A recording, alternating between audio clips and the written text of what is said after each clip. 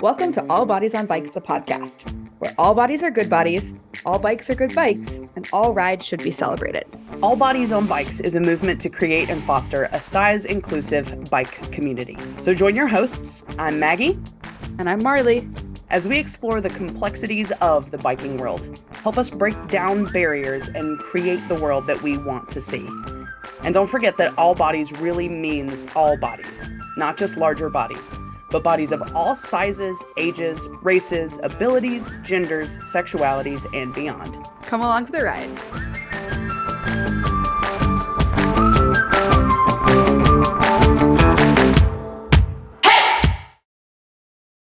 Hey there, Maggie. Oh my gosh. Hey, Marley. How's it going?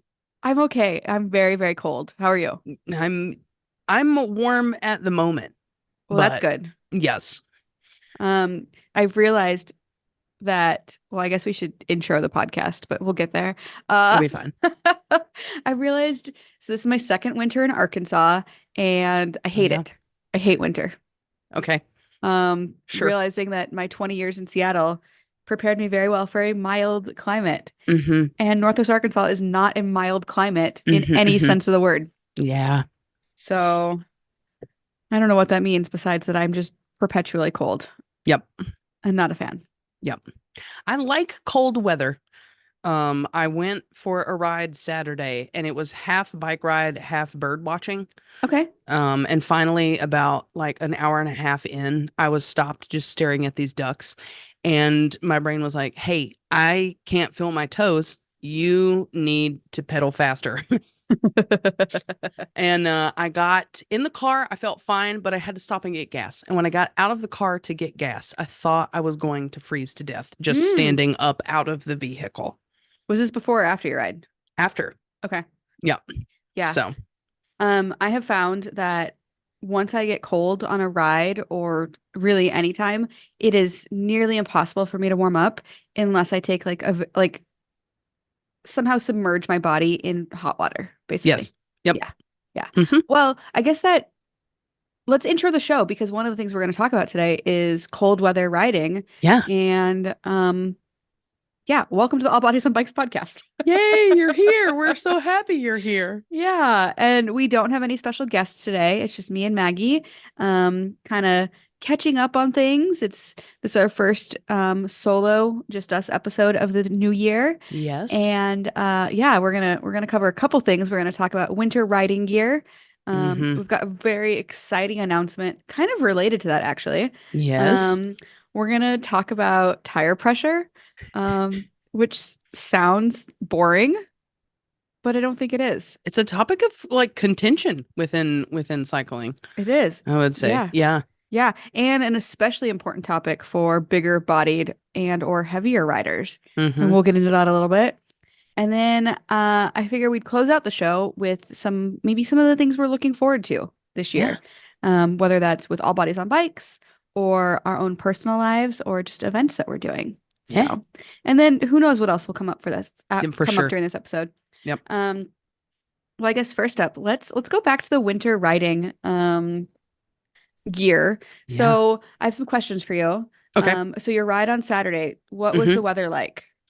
So here in North Carolina this past weekend, for us it was cold. Okay. Wind chill. I think my ride ended up being like 15 degrees. That is cold. Yeah. And then as soon as I finished the ride, luckily the wind picked up and the temperature dropped.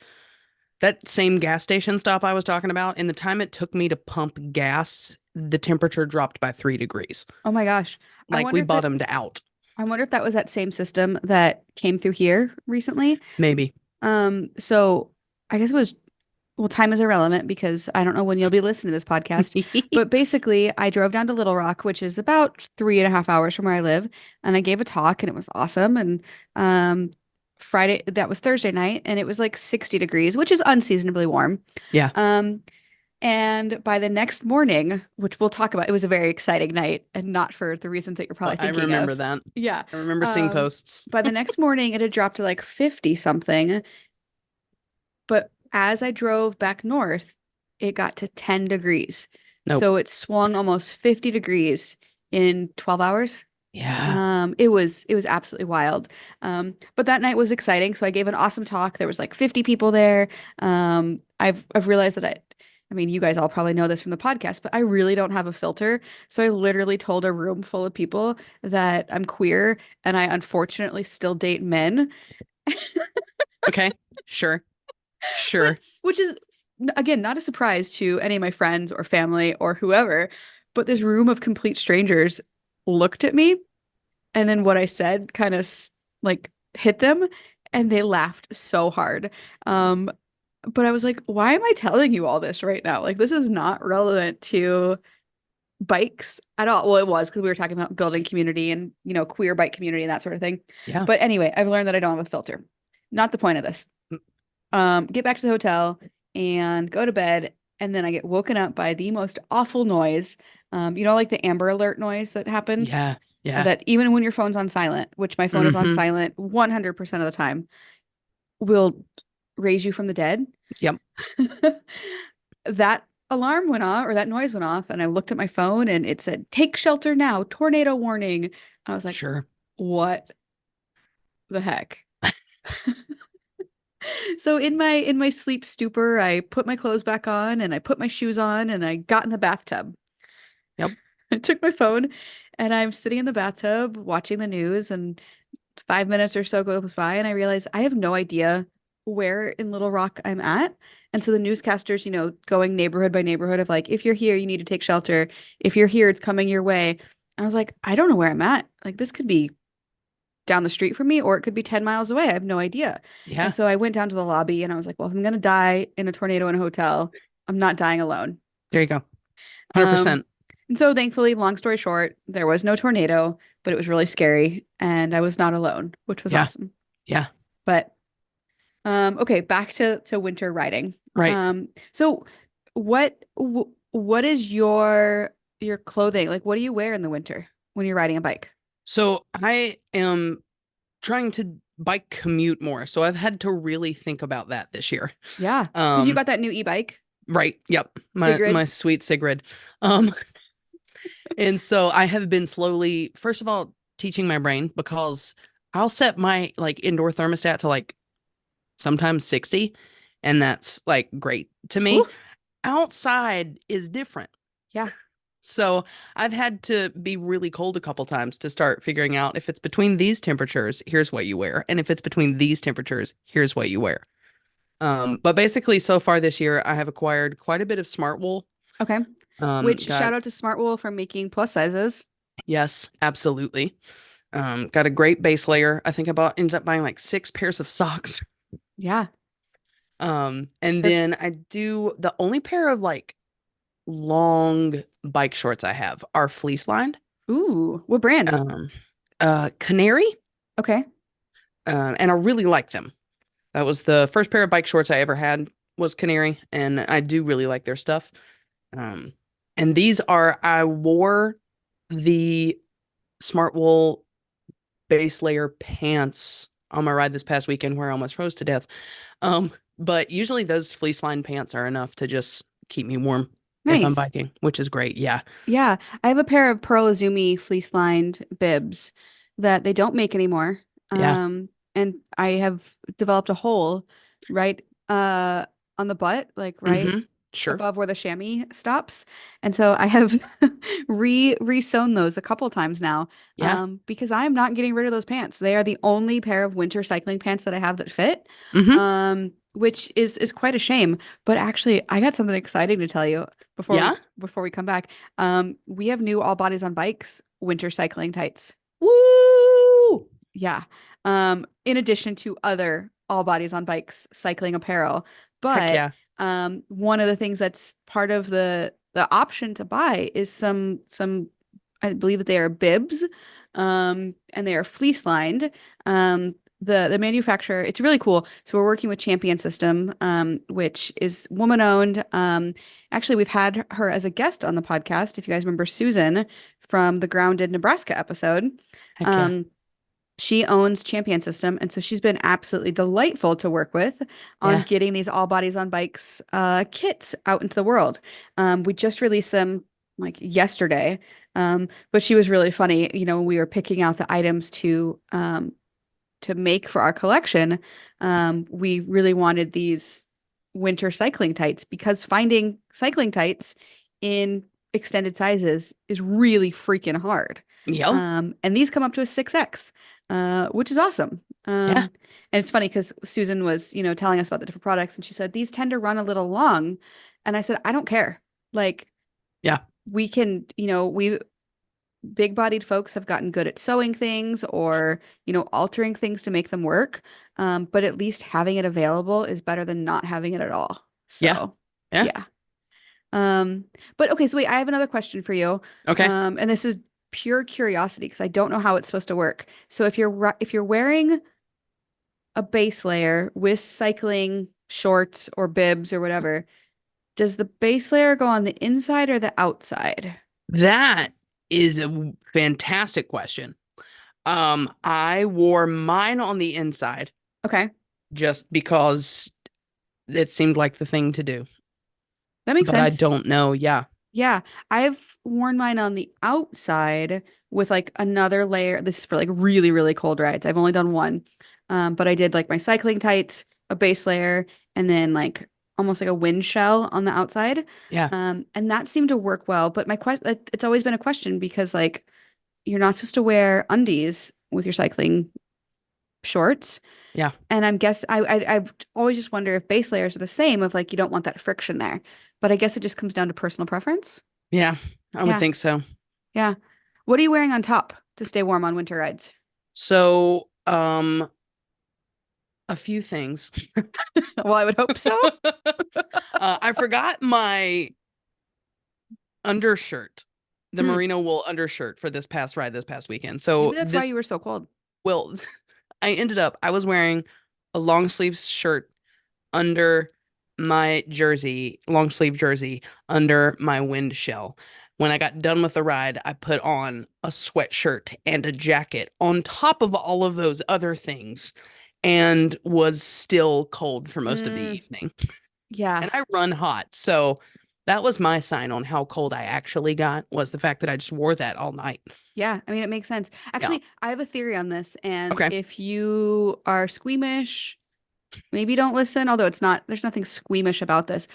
But okay, so bigger bodied folks, like I should just spiel out myself. I have extra fat tissue, on my butt, my legs, my belly, my boobs, whatever. And that tissue gets really cold really fast. And I don't think it gets a lot of blood flow. This is just all Interesting. anecdotal. Okay. I'm not a doctor, I'm not a physiologist, but I'm convinced that there's something to this because it doesn't get a lot of blood flow, because it's just fat. And so then when you go to warm up, it takes a lot longer too. Hmm. Um, Okay. yeah, I don't know. It's just something that I've been thinking about a lot lately. I went for a ride. So it's been really cold here for probably 2 weeks. And I went for a ride a couple weeks before that, and it was in the 30s. And I remember getting back from my ride and getting in the shower and looking down at my belly, and my belly was like a deep purple, almost black color. Dang. And I had never seen that before, except when I've been Yeah. bruised, but never like in a concentrated spot on my body. And then I like kept scanning down my body, and like my inner thighs that are primarily fat were also that same deep purple, almost black color. And I was like, Interesting. got into the shower, they got really itchy and painful. And I Mm-hmm. Googled it, and I think I almost gave myself like hypothermia Yeah. in those areas. And I was like, dang, this is scary. Mm-hmm. Yeah, Yeah. yeah. But I don't know. I've like kind of resigned myself that I don't like winter. And when it gets below a certain temperature, I'm just gonna ride indoors. Yeah, I learned that this weekend because I kind of like riding and playing outside even when it's chilly. I do But too. like I think I got close to being unsafe Hmm. this past weekend. And that's the thing, like if you enjoy it and you can get your like keep yourself warm and have good stuff, great, but also like, common sense is a thing that I should use more often, I feel like. Yeah. Yeah. I mean, same. I mean, I think about like the folks that do the Iditarod and like serious winter cycling, and there are ways to do it safely, but Hmm. I just don't have the gear. Yeah. And I think that's just something I gotta accept and hop on the trainer, and that is Yeah. a-okay. Yeah. Or move my body in a different way. Yeah. Yeah. Although, and I think we've talked about this before, I'm really realizing how much moving my body is crucial to my mental health. Yep. Um, so I don't know. Yeah. I don't know. All of my friends are like spending hours and hours on Zwift, and I consider it a good ride if I go 20 minutes Hmm. because my ADHD just does not like that. It needs Yep. the sights and the sounds and the smells outside. And Zwift is just not where it's at for me. Yeah. I've done Zwift. I just prefer to like watch something if I'm gonna Mm. do that. I did at some point, I had a friend come over. She brought her trainer and her bike. We set our bikes and our trainers up side by side and then watched a Disney nature documentary. Oh, I could be And into that was a that. good time. Yeah. Yeah. Yeah. I know that there's a lot of folks who will do group rides or, we had Andrew on here from Party Size Right. Cycling, Yeah. and I joined a couple of his rides, and those are fun. So I think it's the social aspect. But whenever I get the urge to get on Zwift, I'm doing it right then, and I'm not scheduling it out. Like I'm not even patient enough to wait for like the group rides to start. I'll just Sure. start doing my own thing. Like Yep. my schedule is not going to be dictated by a video game, What? as it That's turns out. crazy. That's nuts. Why not? Come on, get on board. Oh, goodness, goodness, goodness. Well, I want to go back to the All Bodies on Bikes kits. Yes. Do you remember the first time you wore a cycling kit and what that experience was like? I'm thinking. I remember I like the day I got a bike, I went and bought bike shorts Okay. because I nerd out on things that I'm getting into. And so I'd been watching Global Cycling Network for like a You like solid, really nerded out. yeah, I'd been watching for like a solid couple months before I even bought a bike. Um, and I was like, I don't need anything but a bike and I think a pair of these shorts. Um, and that it was truly life-changing. If you are listening and you like to ride bicycles and you've never owned a pair of padded shorts, Please go get one. you need to try it. It's Yeah. just life-changing. Yeah. Yeah. I mean, honestly, similar to Maggie, I was riding bikes for many years before I found a pair of cycling shorts that actually fit me. And I actually found them at Goodwill. Yep. And wherever you find them, I mean, obviously I would love it if you bought the All Bodies on Bike shorts. We went with a brand that was intentionally size inclusive, Hmm. up to a 6X. For reference, I wear a 2X, and I typically wear a 2X in Pearl Izumi or sometimes a 3X. So pretty true to size. Um, but it was really important. That's why it took us so long, honestly. People have been asking us for years to make All Bodies on Bike cycling apparel, and we finally have it. Yeah. And so I'm Woo! stoked. We've got jerseys, and one of the coolest, well, I was going to name them all off, but before I do, one of the coolest things about this company that we used is the customization. So one of the challenges with cycling gear is sleeve length and leg length and collar length, and everybody's just got, particular things, and you're never going to make everybody happy. But one of the things that I'm obsessed with these kits is you get to customize so much of it. You get to pick your sleeve length. So you can do sleeveless, you can do like a regular sleeve, you can do a longer sleeve that's still like a short sleeve, or you can do long sleeve in all the jerseys. Yeah. Um, Same thing, we have some like mountain bike trail style jerseys, so not quite like the traditional cycling kit. And you can do short sleeve and long sleeve. We've got bibs, we've got shorts, we've got a vest, we've got a jacket, and we got tights. Yeah. And I'm stoked on the We've got design. you covered. We've got you covered, and the prices are really reasonable. I believe our jerseys are like $70 or something. Yeah. And All Bodies on Bikes, which is not just a podcast, we are also a nonprofit. Yeah, we If you are. didn't know that, we get a small percentage of the proceeds. Heck yeah. So you're getting a good deal. We're getting some proceeds, and hopefully you're getting gear that you're proud to wear. Yeah. The only thing we It's a ask great deal. is don't be an asshole while you're Yep. riding in our kits. Mm-hmm. Because then we have to find you. I don't Yeah. know what we'll do when we find you, but we're gonna find you. Maybe we'll just take their kits away Okay, from them. that works. But I'd like to think like if you're supporting all bodies on bikes, you're probably not a jerk. Yeah, I think our audience and our fans are pretty good people. I believe that. I believe it too. Yeah, Yeah, cool. Well, should we move on to the next topic? sure.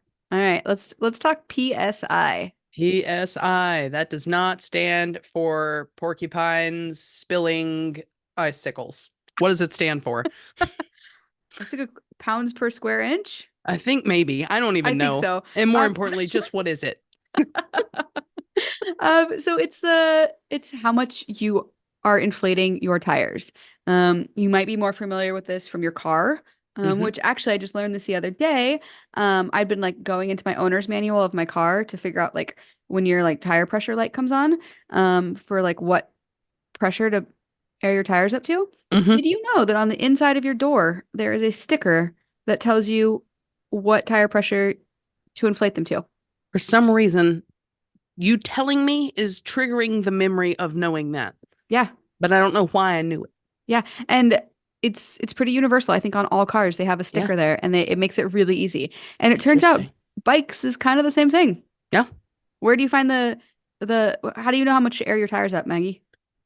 So on the side of the tire, there are Yeah, going to be numbers that you have to look for 30 minutes and will always be in the exact opposite spot from where you look first. Um, but it's going to give you, yeah, a pressure reading for what the ideal pressure is for your given tire. yeah. And it's funny because oftentimes it's a range, and it'll be Hmm. like speaking about gravel tires, it'll be like 20 to 85, which is a A heckin' range. massive, massive difference. Um, and it's one of those things where I don't give a whole lot of thought to my tire pressure until I do, Yeah. and then I think about it a whole lot. Hmm. Kind of a funny example. So, that ride that I was on where my skin turned purple, almost black, Yep. I was gonna take out my topstone, which is what I normally ride gravel. It's what I race on primarily, and I Right. love that bike. And I had a flat tire, and somehow I don't. I've solved it now, but I didn't have a floor pump. I only had a hand Hmm. pump. Okay. And yeah, is a great response. Yeah. Like, how do I not have a floor pump? Like, that's a story for another day. Okay. I have one now, thank you, Shimano. Uh, but so one of my bikes had a flat tire, and thankfully, I have multiple gravel bikes that I can take out. And so I was like, oh, I'll just take my Super 6 Evo, which is another Cannondale bike. And I felt the tires, which, spoiler alert, grabbing your tires to like feel their firmness is not a substitute for checking the tire pressure and actually putting air in them. Hmm. Um, but I felt them and said, yeah, that seems fine. I'm only doing 20 miles. Which, another sidebar, it's wild to me that 20 miles has become like a short distance to me. Right? Like I've Yeah. never lived in a world where that was the case, but that is my current world. Yes. So I take this bike out and I can tell almost immediately that, ooh, this is going to be a ride. Like each pedal stroke just feels like I'm like going through quicksand. Hmm. But at that point, I was already like 3 miles outside of town, too far to turn around and put air in my tires. I was committed to this ride. Sure. So I go on this ride and I'm looking at my stats later and I realize that like, you know, flat roads that I can normally go 12, 14, sometimes 15 miles an hour on, I was struggling to get 8, 9 miles an hour. Okay. And at the time it felt hard, but I was like, oh, maybe there's a headwind or like my tire pressure can't be that low. And as I get back into town, I was like, I'm going to find out how low my tire pressure is. Also, I know I need to air these tires up because I don't have a pump at home. So I swing by the bike shop and I go to the Meteor. Shout out to the Meteor if you're in The Austin or meteor. Bentonville. And I think they have a Woo. new Dallas location too, which is wild. But the mechanics were like, "Hey Marley, what's up? Everything okay?" And I was like, "Yeah, do you guys have a tire gauge? I'm just very curious what my tire pressure is at." Any guesses? So I normally ride at 55. Normally ride at 55. Yeah. And I was struggling to maintain 8 miles an hour on flat roads. Um, was it 3? No, it was higher than 3. Okay, all right. Yeah, it was 23, Okay, sure. Yep. Great. which I mean, thankfully, this whole ride was like a comedy of errors. Because my phone died because I was making content and it was 20 degrees out, and Sure. turns out phones die in really, really cold weather. Mm-hmm. But so thankfully I didn't get a flat tire, because I also didn't have any CO2 on me. I didn't have my hand pump on me because I had used it to try and inflate my flat tire. I was just woefully underprepared. So thank God I didn't get a flat. Um, but Yeah. man, that was a really good reminder to me that before every ride, especially in the winter, you should be topping off your tires. Yep. Yeah. And I don't know the physics of it. Like, I know that air molecules are tiny, and I think they slip out in between the rubber or something. Right. Um, I don't know. I'm just envisioning like Willy Wonka when they're like, flying around and there's like things bouncing around. That's Yep. how I envision air inside of Okay. tires works. Sure. Yep. Okay. Um, but If you listen really close, you can hear them giggle when they bounce off of each other. and escape, right? Yes, exactly. Exactly. Um, but words the wise, top off your tires each time you ride, especially in the winter Yeah. when and I again, I don't know the physics of it. Actually, I do. I remember this because my eighth grade science teacher talked about when things heat up, the molecules bounce against each I'm clapping. Sure. The molecules bounce against each other faster and Right. take up more space, whereas when they're cold, they bounce against each other slower. Okay. Maybe we should get a physicist on here to talk about the science Oh, behind it. heck yeah. But basically, when it's cold, you need to air your tires up more often. Okay. All right.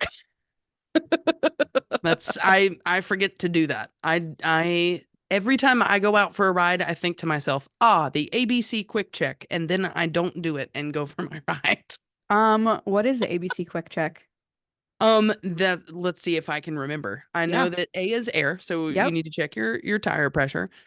B is for brakes Yep. because you don't want to be going downhill and realize that those aren't working. C is chain. Make sure your So chain looks pretty good. I never Oh wait. understood that one. No, no, you're Okay. you're 100% correct. I never understood that one. Like, oh, do I just look at my chain? Until one time I was at the start line of a race, Steamboat Gravel, and I looked down and there was a banana in my derailleur, or a banana peel in my derailleur. And I was like, oh, this is why we check these things. This I is why don't we know look at our how chain. the banana got there. Like, I That's don't eat amazing. bananas. I'm allergic to bananas. I don't eat them. Like, That's incredible. Okay. so I'm guessing somebody else was eating one and like they dropped it or Yeah. something. But that's why I check my chain now. But in That's why C is on there because you have to check your chain for bananas. But in reality, what are we checking for? Like just to make sure that the chain is like on there and Yeah. moving? Yeah, I think sure. Does it look like does it look good? Does it look like it's having a fun time? Is your chain in there? Like, is it great? Uh yeah. Oh, Yeah. yeah, And it's then funny. yeah. No, and then what? Go ahead. I only and you taught me this last whenever we did our Retreat? chapter leader retreat Yeah. last April. I didn't realize I knew ABC. I didn't realize quick check also stood for stuff. Yeah. Which is I just like that it just keeps going. So the quick is for your quick releases. Hmm. Make sure that those are all tightened because you don't want things to quickly release while you're bombing down a hill. And then check. I don't. What was? Is it just? Well, you're just checking everything. Yeah. Okay. Yeah. Yeah. Great. Love Yeah. it. So simple as that. Yeah. Yeah. Thanks for that lesson. Yes. Anytime. I would love to hear if other people have found mysterious things in their chains or their derailleurs. That's yeah. Yeah. I mean, I've definitely had tumbleweeds. I've definitely had like trees and sticks and that sort of debris when I've Yeah. gotten rowdy on some single track. Mm-hmm. But for the most part, it's usually pretty clear. I'm Yeah. guessing you're also checking it to make sure that like the chain is actually on. Because sometimes, your chain isn't on, or maybe that Yeah. you're in a really hard gear and getting started. Yep. You want to adjust your gear a little bit. I guess it could mean all sorts of things. Yeah. I Um, usually use that one as my reminder to check and make sure, especially if I'm riding gravel, my bike has like the little clutch to keep your yeah. derailleur from moving. So that's my entire C on the ABC quick check. That's so smart because I just learned about clutches. And I don't know a lot about it. It's something I want to learn more about. Yeah. But my understanding is that when the clutch is on, it keeps your derailleur from moving a whole lot. Right. And like your chain kind of slapping and coming off easier. Yep. Um, and so that's like there's so much new technology in bikes. When I Yeah. worked at the bike kitchen Crazy. almost 10 years ago, things were pretty darn simple. And now there's electric shifting and Hmm. components, and everybody's got tubeless So many setups. things. And Yep. yeah, it used to be so easy to teach a fix a flat class. Like you just take the tube out and find the hole and you Yeah. patch it and then you put it back in. And now it's like get sealant all over yourself and try Yep. and reseat the tire and fail. Hmm. And Hmm. Hmm. Hmm. yeah, I actually like, just thinking about it from like an education perspective, like teaching a fix a flat class is a lot harder than it used to be. Yeah. But ideally people are getting a lot less flats if they're running tubeless. Yep. Um, That's the goal anyway. that's the goal. But you got to remember to top off your sealant, Yep. which I always forget And to do. check your tire pressure before your ride. Yeah, and then you'll be golden. Yep. Yeah. All right. Well, those are two of the three topics I wanted to hit on was winter riding gear Yep. and PSI. Um, and the third is just things that we're looking forward to this year, whether Yeah. they're bike related or not. What do you got going on this year? A lot. So many things, I'm sure. I knew that So before I asked, but yeah. Well, it's funny because like, and I've been pretty upfront about this on social media. My mental health has not been good lately. yeah. It's been really, really hard. And December was especially hard. And I think that was due to a couple things, the end of the year, and I didn't budget wisely. Well, I've never budgeted wisely in my entire life, let's be honest. Um, Same. Yes. but because of the nature of my work as my income right now is primarily from sponsors. Yeah. And I often get paid quarterly or in lump sums, which means that like for all of December, I didn't have a paycheck coming in, Yeah. which was fine until it wasn't. Sure. Yes. Yeah. Yeah. And Yeah. so December was just spent hustling. Like I I picked up driving for Walmart because I just needed income to pay my bills. Yeah. Which I'm not ashamed of. Our economy is crazy, and quitting my corporate job was probably the dumbest thing I could have done in terms of financial stability. Um, but it's opened up all these other opportunities. Right. So all of that is a long way of saying the end of the year was really, really hard, but I used that time to like really hustle and kind of line things up for this year. And January started off with a bang, and I Okay. got opportunities out the wazoo now, which is super, super exciting. So I think, before we get into events, just some of the things I'm looking forward to is I've picked up a couple of writing gigs. So I used to Nice. write a lot. It's actually how this all started was on my blog. And I just wrote a blog for adventure cycling Nice. about how to gear up, kind of our starter conversation. I'm gonna have a monthly column with Cycling Weekly, which is Nice. really Okay. exciting. Yeah. And so my first column for that should be coming out soon, and it's all about how I learned to embrace climbing as a fat Okay. cyclist. Yes. Um, and I talk about this in my column a little bit, but I used to hate hills so much that I would put my bike on a bus and ride the bus up the hill Okay. Sure. and then Yep. get off at the top of the hill. Okay. And that is not an option for me anymore because where I live, I guess Not a lot of technically, buses. no, not a lot of buses. We technically have like an on-demand, but that would be really silly to call them to get me up a hill. So I just talk about, some of the techniques that I've like uh, learned to make climbing suck a little less. Um, Yes. yeah, and just a couple opportunities like that. Potentially doing some production work. I'm really interested in like storytelling. And I've been in front of the camera a lot, but I really want to learn the back side of it. So I'm learning some of the producing sides of things. So I'm excited about Nice. that. Um, and then just in terms of All Bodies on Bikes, we have two new chapters opening. Nice. Okay. Yeah, yeah. And so it's kind of fun. So I hope folks don't hear this and like, oh God, they didn't tell me or I missed the window. Um, there was not a window to apply for new chapters. You did not No miss windows. anything. We are still growing very slowly and very intentionally. Yeah. And so our new chapters are going to be in Seattle, where Bobby, where if he is our graphic design guru and he was on our Steamboat team a couple years ago. Um, Bobby is starting a chapter in Seattle, which is awesome and super Awesome. exciting. Yes. And then our Washington, D.C. chapter leader just moved to Richmond, Virginia. Oh, So okay. she is kind of taking the chapter with her. The DC chapter will still do events and still exist, but she's also going to do some stuff. Molly will be starting a chapter in Richmond.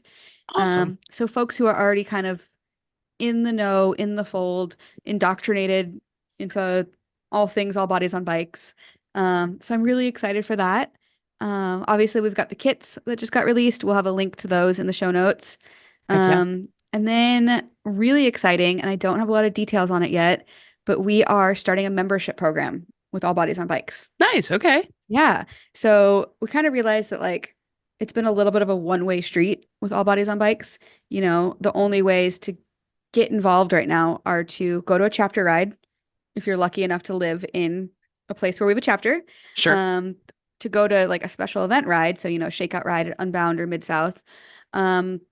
If you're lucky enough to be on the Steamboat Gravel team, but that's been 42 people over 3 years, so not a Right. huge cohort there. Yep. But otherwise, it's kind of a one-way street, either on social media or this podcast.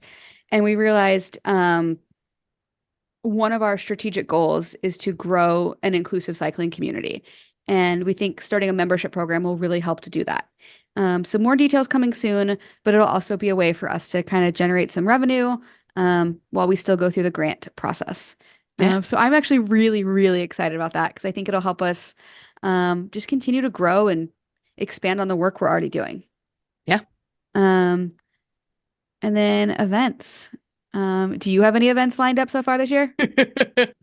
So I am staying pretty local this year because I'm I'm going full crazy this September.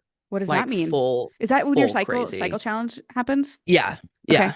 So this September will be 5 years since I started the doing the Great Cycle Challenge. It's 5 years since my friend's little girl passed away. Yep. Um, If you and haven't I've heard that kind of story, had, Maggie talked about it in our very yeah, first episode. So you should go back and listen yeah. to that episode. Um, so I've been kind of casually thinking that I wanted to do something nuts, and then realized towards the end of last year that I know exactly what I want to do. It is exceptionally important to me that I do it and that I do it this year. And that I'm going to try this new thing where I pursue something that's really important to me. Ooh. Are you So, are you willing to give any more details or are you keeping it close yeah. to your heart? Okay. So I'm a little superstitious about sharing goals, but also I can't get support for it if I don't share goals. Yeah. So here we And I go. found that when you speak it into the world, it happens. Yeah.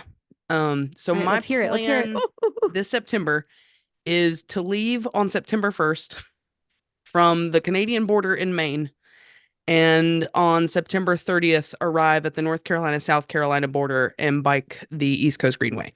Wow. So, Wow. How far is that? it's going to come out to just over 1,800 miles. Okay. That's totally doable. It absolutely is 100%. So in th Um, 30 days has September, April, yep. June, and November. hmm In 30 days, what does that mileage break up into? So if I do, I think it's 60 miles a day, I Okay. can do it no problem. Okay. Planning to do shorter days on Saturdays and at least one century in there. Okay. Uh, Yeah. so Well, I'm going to say this right now, and I will continue to remind you, but even if it takes you until October or November, hopefully it won't take you that long because let's right. be honest, who has that many vacation days? Like Yes, exactly. taking rest days is going to be important, Yep. especially as your body gets acclimated to long distance cycling. Yeah. And don't beat yourself up if it takes you a couple extra days, Yeah. because it's really the overall feat as opposed to, oh, it Yep. took me September plus 5 days. Yep. So, oh, I'm really Exactly. excited and proud Yeah. of you. I'm pretty Um, stoked. which bike will you be on? I'll be on my gravel bike, GG. Okay, cool. Yeah. And I imagine bike packing or bike camping or combination of staying in hotels along the way or I warm showers probably all the way. okay. Just learned about warm showers in like the last year, and started looking into it. And like one of my biggest concerns was trying to like resupply along the way. Yeah. And there are so many people in warm showers that are like, yeah, you can send stuff to my house and I'll just save it till you get here. And Oh, that's perfect. that's amazing. Yeah. So That's yeah, also really fun. Just, all the planning and the preparation and like I'm yep. really excited for you. I'm super stoked. Yeah. Do you have a fundraising goal along with that? So I am still trying to figure that out. There will definitely be a fundraising goal. Okay. Um, where the focus right now is getting everything together Yeah. to do the thing. And then, yeah, fundraising goal. And I'm also hoping to find some ways to like raise awareness Yeah. along Well, the you way. have a Like, podcast, which makes it a little bit easier. hey, there you go. Yeah. Well, folks, you heard it here first. Yeah. And you can always reach out to us at podcast@allbodiesonbikes.com. Maybe if you live along that route or want to offer support to Maggie, Yeah, I think you'd appreciate it probably. absolutely. Okay. I know some people I was going to invite to ride anyway. So if you live along that route and want to come ride for a day or so or something, Awesome. I am let us so, know. so, so stoked for you. Yeah, it's going Yeah. to be great. Cool. Um, it's funny. This is not an event for this year, but my 40th birthday will be coming up in a little over 2 years. Yeah. And I really want to do something epic for that. And I keep coming back to the Great Divide. It's been on my list forever. Yep. And again, it's one of those things where if I speak it into the world, it kind of has to happen now. But I also want to be realistic of that would be incredibly challenging. And I have some like, chronic health conditions that might make that a not feasible thing. So I'm not going to hold myself to it, but Right. it's a possibility. Yep. Yeah. But Yep. this year, typically January is like a slow event season for me. Sure. But already have two talks to give this month. Yeah. I gave one to the Central Arkansas Bicycle Advocacy. So that was my talk in Little Rock. And then Awesome. I'm giving one on Wednesday, to the Maine Bicycle Coalition. So really excited about that. And then in February is my month to like try new things. Okay. So I'm going up to Springfield, Missouri. I got Okay. invited. They have a women's only duathlon, Yes. um, Okay. which is like a triathlon minus the swim. So it's Mm-hmm. run and bike. And I'm joining a team. So somebody else will be running and I will be Smart. biking. Yes. But I still consider it something new because I've never 100%. done anything like that before. Yeah. And then the weekend after that, I'm going to Cleveland for the Rays Women's Weekend. So there is an indoor bike park called Rays. It's like a Okay. BMX bike park, Heck yeah. and they know that I do not know how to mountain bike or not mountain bike, that I do not know how to BMX, and they said we Sure. want you there anyway. Um, All right. they're gonna hopefully learn to BMX. Heck yeah. Okay.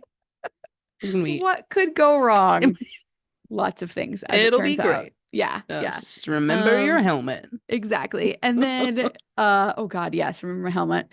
And then it just kind of gets into gravel season from there. So I'll Yeah. be doing the Century at Unbound. Nope, nope, nope, nope. Reverse, reverse, reverse. I will be doing the Century at Mid-South gravel again. Okay. Nice. Um, really exciting. All Bodies on Bikes is hosting the DFL party. Yes. So if you remember my conversation last year, right after Mid-South, we did an interview with Bobby Wintle, who's the event director for Mid-South. I kind of tossed that idea out to him during that conversation, I believe, and it has since come to fruition. There we go. So we've got a group of nearly 40 All Bodies on Bikes friends, family, chapter leaders, alumni, whatever, who are going to be there. And so we're throwing a big party and we're going to celebrate the last person across the finish line. Heck And yeah. I hope it's not me this year because that would just be awkward. Like twice in a row. We don't need that to happen. Hey, just start a collection of cow skulls. Um, did you get to keep that last year? Oh, yeah. It sits in front of my house. Yeah. Incredible. Okay, It's great. really cool. Yeah. Yep. And then, we get into Unbound and just all the different things. Although I did figure out I am going to do another month-long road trip this summer. Okay. So really stoked about that. It'll kind of be the same Yeah. place as last year, starting in Montana for the last best ride, and then eventually making my way to Steamboat for Steamboat Gravel. So Heck yeah. yeah. Yeah. Well, this has been a fun episode, Maggie. It has been. Yeah. Catching up on all the things. On all the things. I feel like we need to ask each other a parting question, Okay. but I got nothing. Okay. That makes both of us. Um, let's see. If you could, with no danger to your person, run into any animal on a bike ride, what would you want to run into? Like physically run into one? No, like you're on your ride, you see it, and you get to observe it and just kind of exist in the same space as it for a little bit. Oh, a hippo. Okay. I All think right. hippos are so cool. Like I could Yep. watch them at the zoo all day long, but they're like horrifically dangerous. They're so mean. They're so mean and so deadly. Yeah. Um, but they're just really strong and majestic. And I love their little like folds of skin. Mm-hmm. Yeah, that's a Love really the good twitching question. ears for the hippos. Yeah. And actually I for love how their big little they are, twitching ears. their ears are so tiny, So small. Yep. so small. I'm sure there's like an evolutionary thing to that of like they don't really need their hearing because they can just eat whatever they want to. Yes, honestly. Okay, my question for you, Maggie, is how many beverages are in front of you and which one is your favorite? So in front of me currently, I only have two. In my backpack, there are five other beverages. Wow. Yes. Currently I'm just What are you drinking. drinking? I got water. I got a latte in a can. I've got some Coca-Cola. I've got some apple juice, and then I have an apricot LaCroix. Ooh. Ooh, that's a flavor I Yeah, don't see much. yeah. It's rare, but I really like it. I do It's very too. good. Yeah. I'm a coconut LaCroix stan. People think I'm I weird, but haven't had coconut. it's good. Okay. Yeah, but some people say it tastes like sunscreen, but Interesting. I All right. like it. Bring it on. Reminds me Yeah, of summer. exactly. Yeah. Yeah. I'm a big fan of the La Colombe canned lattes. Oh, I know which one you're Uh, talking about. Yeah, yeah, yep. yeah. So Yeah. I had a like they have cafes around the country. Oh, And I stopped at one we were in Philly, I think.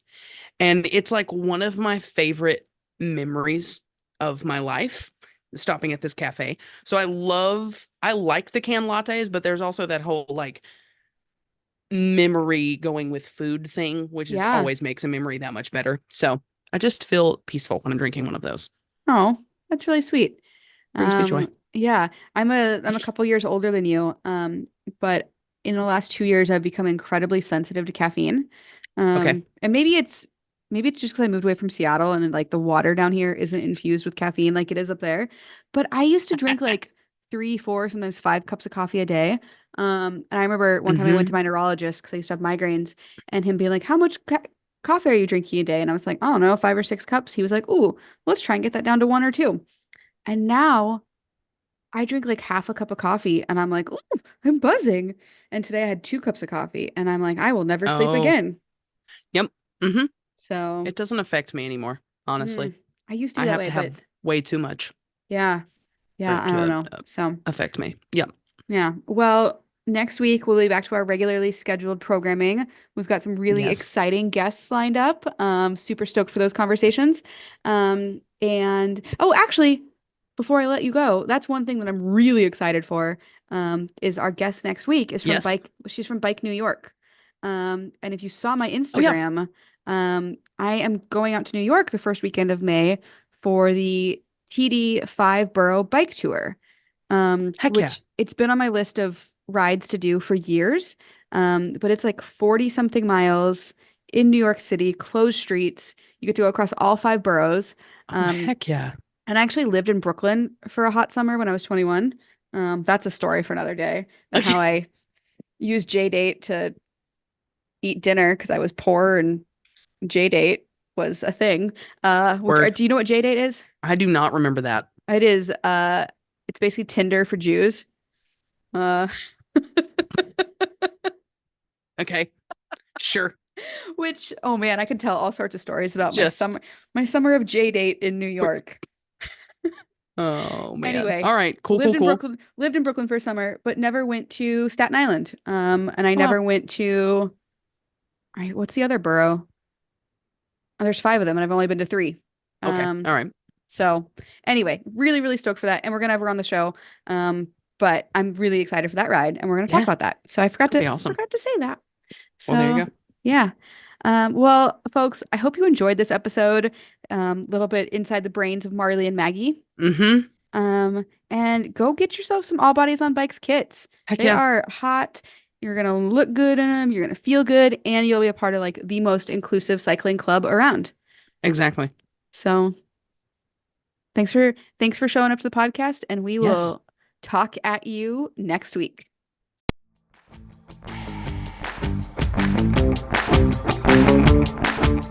This is an All Bodies on Bikes podcast powered by Feisty Media.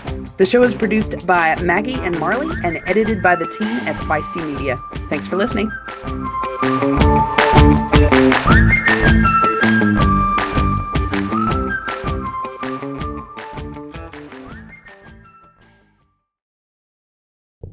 Are you tired of getting caught in the rain with poorly fitting, flimsy rainwear?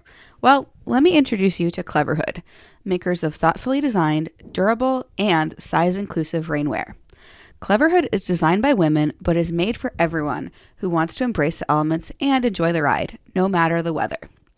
Cleverhood was born out of the need to make rainy days into happy days, and with multiple choices of styles and sizes, all bodies can stay dry, visible, and happy. Maggie and I especially love their rain cape. Literally, the only thing you need to fit is the head hole. Otherwise, it just fits.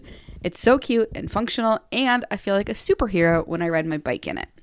All of Cleverhood's designs have reflective elements thoughtfully integrated, including an option to customize it with the All Bodies on Bikes logo. They're also sustainable, with most of their fabrics made from recycled fibers and PFC-free DWRs. Social sustainability matters to Cleverhood too, and they only work with certified producers who follow labor and environmental standards, and they give nearly 5% of their profits back to community organizations, including All Bodies on Bikes.